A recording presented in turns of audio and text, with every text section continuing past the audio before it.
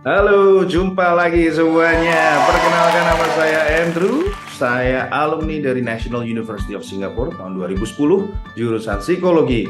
Dan di channel YouTube ini saya khusus membahas tentang pendidikan, tentang kebutuhan khusus autism, tentang psikologi, juga tentang tumbuh kembang anak secara umum. Nah, kalau kalian pengen tahu lebih banyak dan pengen punya ide apa yang harus kita bahas bersama, silakan tulis di kolom komen. Dan kalau belum subscribe, please help me. Ya, silakan subscribe dan juga like ya. Ini video YouTube saya kedua loh ya. Jadi saya mencoba untuk belajar nih ya, gimana caranya memberikan konten di YouTube yang baik. Oke, langsung aja. Kali ini saya akan bahas langsung tentang autism spectrum disorder. Nah, ini hal yang sangat-sangat menarik menurut saya. Kenapa? Bukan karena terakhir-terakhir ini kita sering mendengar tentang autism, bukan. Tapi karena buat saya, personally, ketika saya lulus dari kuliah dulu, saya langsung kerja berkaitan dengan anak-anak autis. Kebetulan dulu saya kerja di sebuah perusahaan yang namanya adalah Autism Partnership. Kalian bisa cari tahu, mantan bos saya dulu, pendiri Autism Partnership di USA, itu adalah orang yang menulis buku ini. Nah, kalau kalian yang nonton video ini adalah terapis ABA, mungkin kalian punya sekolah autism, mungkin kalian sudah berkecimpung di dunia autisme lama, kalian pasti tahu buku ini.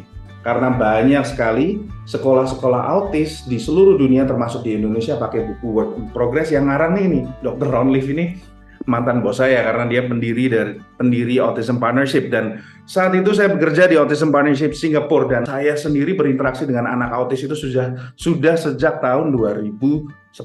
Berarti sekarang 2023, ya sudah 13 tahun.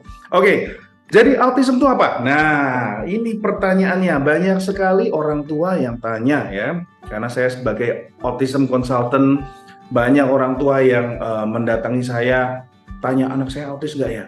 Wah, kalau autis terus gimana? Ya, kita bahas satu persatu. Langsung aja, kita mau bahas ini.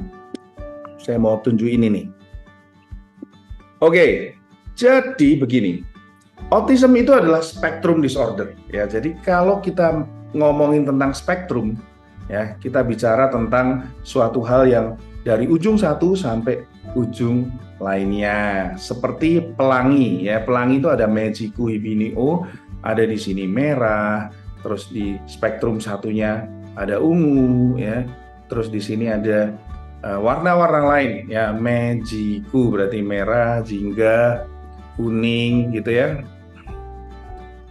hijau, biru, ungu. Nah, jadi sama seperti autism. Autism ini adalah spectrum disorder. Jadi ada yang di satu sisi sangat-sangat parah, biasanya kita kenal dengan severe autism, atau ada yang di sisi lain itu autismnya sedikit, biasa kita kenal dengan mild autism, atau ada juga istilahnya Asperger's.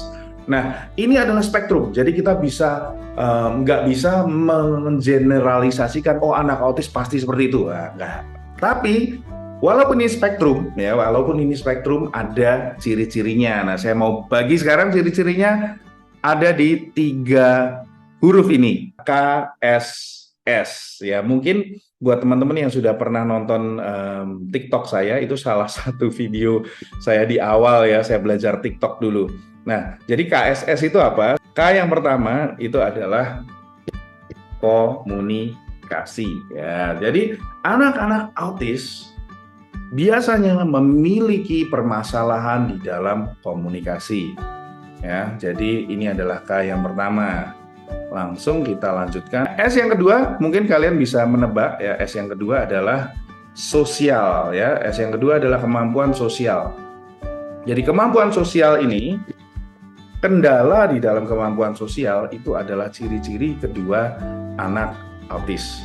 Dan yang ketiga adalah S yang terakhir. Bisa tahu nggak? Nah, kalau kalian tahu, mungkin kalian sudah nonton video TikTok saya di Andrew S. Putra. Ya, jadi S yang kedua adalah stimming. Nah, ini. Apa itu stimming? Stimming ini adalah perilaku stereotipikal. Jadi bisa secara verbal, bisa mengatakan sesuatu yang diulang-ulang, bisa mungkin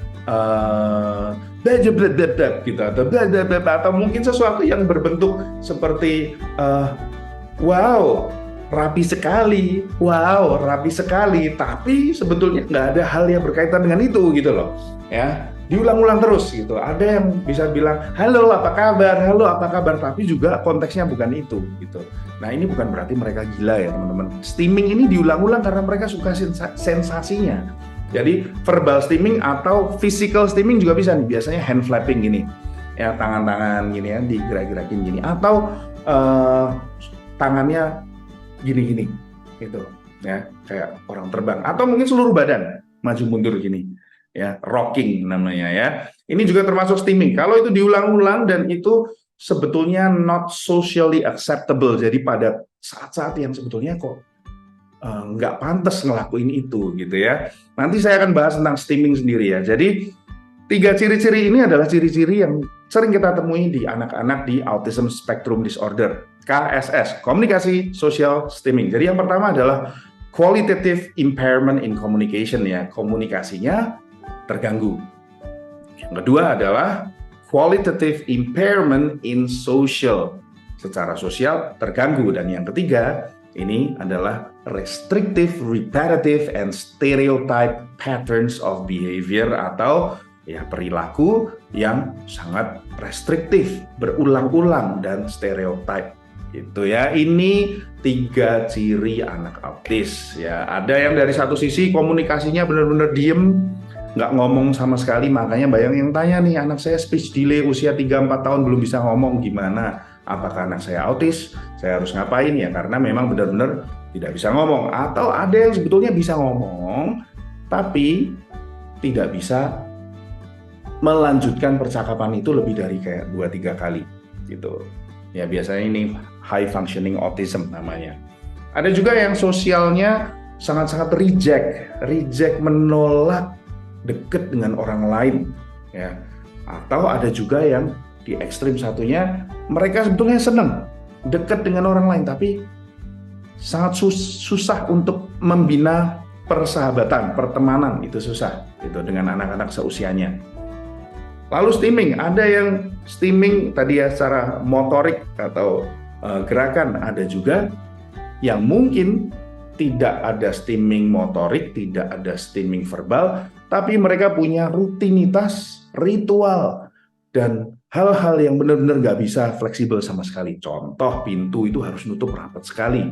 Ya, seringkali orang menyebut mereka OCD gitu ya, tapi ini ada bedanya juga. Tapi kita nggak akan bahas itu kali ini. Oke, jadi ini adalah 3 ciri-ciri anak-anak di Autism Spectrum Disorder. Semoga video ini bermanfaat. Dan kalau teman-teman ayah bunda yang nonton video ini merasa video ini bermanfaat, please tolong silakan subscribe, like, dan share ke lebih banyak orang supaya lebih banyak orang mengetahui autism itu apa. Jadi di next video saya akan bahas tentang apakah autism bisa sembuh atau tidak ya. Semoga video ini bisa menambah keingintahuan juga teman-teman yang ada di rumah. Kalau punya hal yang kira-kira pengen kita bahas bersama, silakan tulis di kolom komen. Silakan juga mungkin memberi masukan gimana, since this is my second YouTube video ya. Kalau ada kurangnya silakan ditambahin masukannya supaya bisa lebih baik lagi in the future. Oke, thank you so much for listening. Terima kasih sudah mendengarkan sampai akhir. Dan see you again in the next YouTube video. God bless you all.